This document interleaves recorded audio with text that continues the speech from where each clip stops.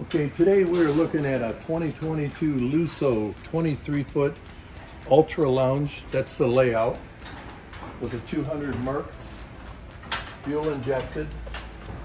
At the back of the boat you have storage for two 8.5-foot bumpers, ski tow bar.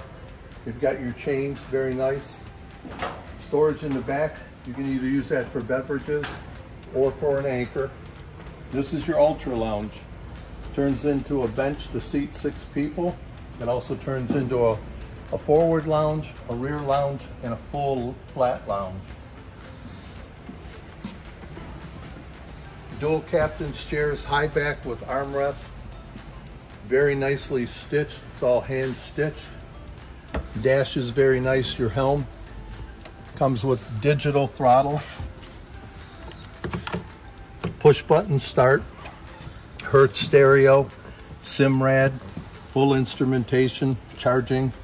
You also have tilt steering wheel, glove box,